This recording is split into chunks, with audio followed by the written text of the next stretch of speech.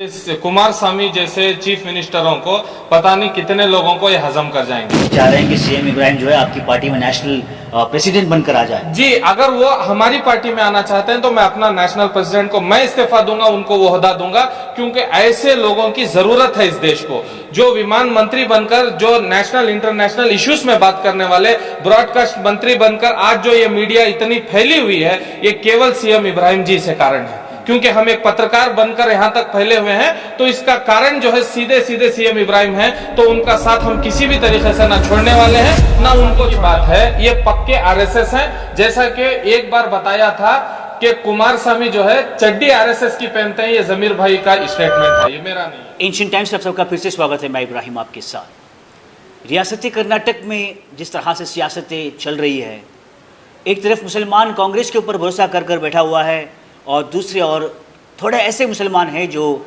कुमारस्वामी यानी कि जनता दल सेक्युलर के ऊपर जो है भरोसा किए थे। और आज कुमारस्वामी ने अमित शाह से हाथ मिलाकर बहुत से मुसलमानों के दिल पर ठेस पहुंचाई है। और मुसलमान लीडर्स जो जेडीएस में थे, जैसे कि सीएम इब्राहिम हो, बीएम फारूक हो, अब पता नहीं क्या डिसीजन लेने वाले हैं। और इसी तरह से मुसलमानों के एक लीडर सीएम शाहबाज भी जो है, जो ख़ुद की यंगस्टर एम्पावरमेंट पार्टी चला रहे हैं।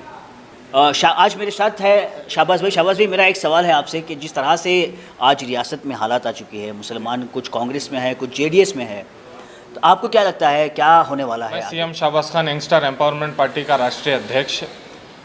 सीएम इब्राहिम साहब के बारे में जो भी अफवाहें हो रही हैं, जो भी जिस तरीके से देख रहा हूँ, देखिए मैं सबसे पहले आपको क्लियर करना चाहता हूँ, सीएम इब्राहिम साहब जो हैं इस देश की एक बड़ी कुमार स्वामी जैसे चीफ मिनिस्टरों को पता नहीं कितने लोगों को ये हजम कर जाएंगे। और जेडीएस एक ऐसी पार्टी है, मुसलमानों से आज तक होले नरसीपुरा से हरदनहल्ली एचडी देवेगौड़ा जी से बढ़ते हुए यहाँ तक रियासत कर्नाटक तक पहुँचकर आज मुसलमानों की बिल्कुल भी ज़रूरत नहीं है इनको।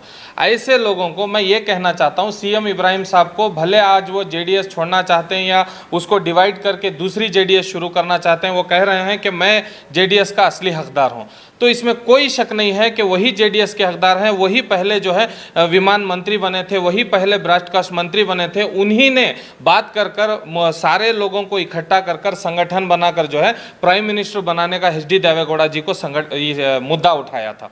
तो ऐसे इस देश के, मैंने कहा व्हील मछली हैं वो, ऐसे व्हील मछलियों को मैं कहता हूं कि मुसलमान लीडर कोई भी हो, चाहे किसी भी पार्टी का हो, वो इस देश में अपने हक के लिए, हुकूक के लिए लड़ रहा है, तो उसे हमें साथ देना ज़रूरी है।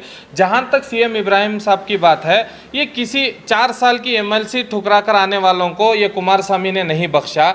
तो मैं सारे जेडीएस के कार्यकर्ताओं, बहुत सारे लोग जेडीएस छोड़कर यंगस्टर एम्पावरमेंट पार्टी ज्वाइन कर रहे हैं, क्योंकि नौजवानों की पार्टी में लेकर इस देश के लिए काम करना चाहते हैं। तो मैं आप लोगों से यह कहना चाहता हूं कि ये कुमार स्वामी की पार्टी, जब मैंने हिजाब का मुद्दा उठाया तो मेरे लिए स्टैंड नहीं लिया। जब एनआरसी का हिजाब पिजाब बगे माता डाला करके कुमार स्वामी का स्टेटमेंट है, आप देख लीजिए। तो जहां तक कुमार स्वामी की बात है, ये पक्के आरएसएस हैं। जैसा कि एक बार बताया था कि कुमार स्वामी जो है चड्डी आरएसएस की पहनते हैं, ये जमीर भाई का स्टेटमेंट था, ये मेरा नहीं है, ठीक है। तो मैं यहां तक कहना चाहता हूं कि इस देश की स्थिति को ठीक करने के लिए मुसलमानों को कमजोर किया जाता है। जहां तक कि आज सीएम इब्राहिम साहब के ऊपर गुजर रहा है, हमारे ऊपर गुजर चुका है। इसीलिए मैंने जेडीएस को इस्तीफा दिया था, संगठन कार्यदर्शी था, स्पोक पर्सन था, ये सारी चीजें छोड़कर मैंने अपना एक निर्णय लिया और मैंने खुद की पार्टी तैयार की। तो हम सारे लोगों को, मुसलमानों को जो है सीएम इब्राहिम साहब का साथ छोड़ने की जरूरत नहीं है, ना ही उनको हमें एक अलग तरीके से देखना है। मैं, अगर आपको लगता है मैं नेशनल प्रेसिडेंट का ओहदा मैं आपको सौंपता हूं, अगर आप हमारी पार्टी में आना चाहें तो मैं इस माध्यम के जरिए से उनको बुलाना चाहूंगा। और मतलब आप ये चाह रहे हैं कि सीएम इब्राहिम जो है आपकी पार्टी में नेशनल प्रेसिडेंट बनकर आ जाए? जी, अगर वो हमारी पार्टी में आना चाहते हैं तो मैं अपना नेशनल प्रेसिडेंट को मैं इस्तीफा दूंगा, उनको वो ओहदा दूंगा, क्योंकि ऐसे लोगों की ज़रूरत है इस देश को, जो विमान मंत्री बनकर, जो नेशनल इंटरनेशनल इश्यूज में बात करने वाले, ब्रॉडकास्ट मंत्री बनकर आज जो ये मीडिया इतनी फैली हुई है, ये केवल सीएम इब्राहिम जी से कारण है। क्योंकि हम एक पत्रकार बनकर यहाँ तक फैले हुए हैं, तो इसका कारण जो है सीधे सीधे सीएम इब्राहिम है। तो उनका साथ हम किसी भी तरीके से ना छोड़ने वाले हैं ना उनको छोड़ने वाले हैं। भले वो किसी भी पक्ष विपक्ष में रहे, हमें उनसे कोई दिक्कत नहीं है। जहां तक जेडीएस की बात आई, ये मुसलमानों के लिए कभी स्टैंड नहीं लेगी, ना ये सीएए के लिए लेगी, ना एनआरसी के लिए लेगी, ना हिजाब के लिए लेगी, ना हमारा 4% 2B के रिजर्वेशन में लेगी, ना किसी भी तरीके से आवाज उठाएगी। मैंने चंदपटन के लोगों को भी यही चिल्ला चिल्ला के कहा था कि आप मुझे वोट देना, यंगस्टर एम्पावरमेंट पार्टी को, कुमारस्वामी को मत देना। लेकिन तय किया गया, मुसलमानों ने तय किया कि इस बार कुमारस्वामी को देंगे, नहीं तो बीजेपी आ जाएगी। तब मुझे खामोश रहना पड़ा, लेकिन मैं अब खामोश बैठने वाला नहीं हूं।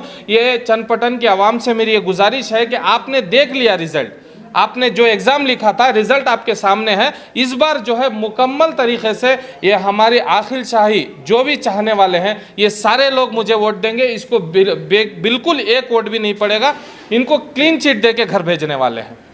तो दोस्तों, ये थे CM Shahbaz, youngster empower party of India के नेशनल प्रेसिडेंट, जिनका ये दावा है कि अगर सीएम इब्राहिम जनता दल सेक्युलर छोड़कर इनकी पार्टी में आएंगे तो ये अपने ओहदे को, मतलब अपने पोस्ट को जो है रेजिग्नेशन देकर सीएम इब्राहिम को नेशनल प्रेसिडेंट बनाएंगे। तो देखते हैं क्या कहना है सीएम इब्राहिम का।